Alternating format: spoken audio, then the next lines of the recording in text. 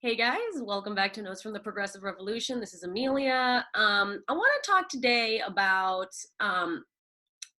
calling each other stupid and the role that's played in our political discourse. It feels like the very first insult that we use for each other, no matter what the issue is we call people stupid. Like we tell them that they're wrong, and then we tell them that their argument is stupid and that they are stupid. Stupid is really like the first thing all of us jump to. We call Trump supporters stupid. We call liberals who don't agree with us stupid. We call Republicans stupid. Anybody that doesn't agree with us, we go immediately to stupid. Republicans call us stupid. Stupid is always what we go to. And I think first of all, it's not even the right word most of the time. I think it cannot be understated the effect that 24/7 media propaganda has on a country. Okay, we are living in a world where our biggest news sources are propaganda. They're corporate funded, they are centrist friendly, they are corporate friendly, they are biased, and that affects people. Okay, and you can be a smart person. Americans are some of the most indoctrinated people on the planet, raised our entire lives to believe this is the best country in the world, to the Pledge of Allegiance every morning. We're taught neoliberal history. We are taught that we're the good guys, that the rest of the world is jealous of us. Like, we're extremely indoctrinated, and then our media sources, all that we're raised to trust and believe in, are all lying to us and doubling down on the retelling of history that we learn in school. So smart people can be watching the news and believing the news, okay, and then making arguments that they heard on the news. And then has it brought anyone around to anyone's side when they're called stupid? Have you in your life ever been called a name and been inclined to believe, to then listen to the person that just called you stupid? Because if to agree with someone that called you stupid, that means that on some level you would have to agree that you're stupid. It's like, oh, if they're right about that, then I guess they were right about calling me stupid. And what most people do is that they get called stupid and then they immediately just tune out and they don't want to hear that. The only way to get people into our movement and to get people to understand that maybe the way that they see things isn't correct, that maybe there's another way that they can view the world. That is like a huge realization to make, that the way that you've been viewing the world, your worldview, the people that you have trusted on the news have been lying to you your entire life. That is a huge realization to make, and one that is terrifying to make, especially in a time so uncertain as this, when you just want to clutch to what you know. The idea that you might have to admit that everything you've been taught about America is a lie meant to take advantage of you. A lot of people don't want to live in that reality. And the only way that we're going to get more people to the progressive side is if we let them know that over here it's loving and compassionate and understanding. And the truth is, most people aren't stupid. You can be wrong and not be stupid. Okay, and even if people are stupid, let's not call them stupid. Like a friend of mine once explained it to me this way. He was like, do you know the chip on people's shoulders that stupid people have? The chip on your shoulder that you have if you are stupid and you know you're stupid, when you're called stupid, what that makes you want to do? You know, if someone is stupid, IRL, if someone's actually stupid, the last thing they need is ridicule. They need someone kind that they can trust. They need someone to show them compassion. It's not easy to be stupid, you know? And most of us aren't, and it's not the right word, and it's not helpful. And we have to understand that there's so many people that are just incorrect because there is so much false information out there that is told from a way that we really want people to believe it, that's told so earnestly by people that I even think believe what they say, like if it's not calling anybody stupid, okay? But yeah, this has been my PSA. Can we just please remove the word stupid from our vernacular when we talk to people?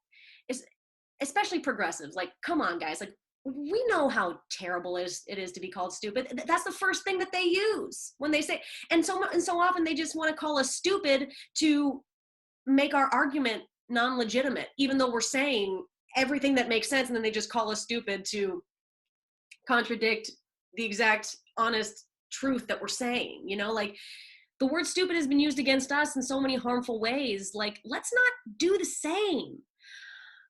There was a great quote by Abdul El-Sayed, who, a great Bernie surrogate. He's on CNN every now and then, I think.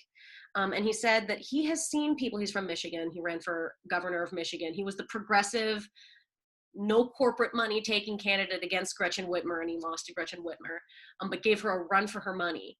And he said in his most recent book that, you know, he has seen people so angry, so hurt, become the names they were being called by people. You know, we're living in a society where there's no safety net. People are terrified all the time. People are being traumatized all the time in this country. People's dignity is being taken away from them. People's respect's being taken away from them. And then just more literally, their houses are being taken away from them.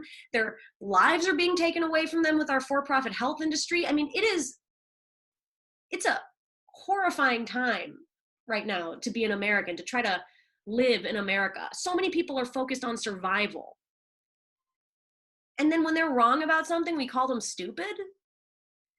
Like, that's something that can happen to people. They're in a terrible place and they're misunderstood by everybody and they get called names and then they become the names that they were called. And our movement is about solidarity and love and compassion. Bernie Sanders said that as president, what does he want to be remembered for? Compassion, his compassion. And I think that, and Martin Luther King talked about radical love. And it's so easy to,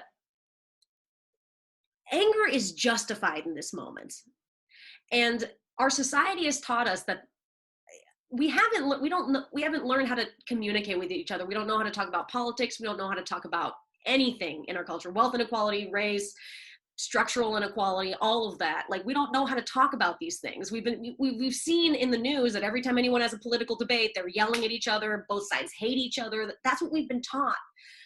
But we don't have to use what our society taught us. Our society is bullshit. Our society is capitalist. Our society is profit no matter what. Our society was built on colonialism and slavery, okay? Let's not take notes from this society. Let's take notes from leaders like Abdul El-Sayed, you know, Martin Luther King, Ilhan Omar, who also preaches radical love. Our goal as progressives is we want this movement to grow as big as possible so that we can finally create change. And the only way to bring people into the movement is to have compassion for them and understand that when somebody calls you, like, one of the beautiful things about being progressives is that we know that we are right.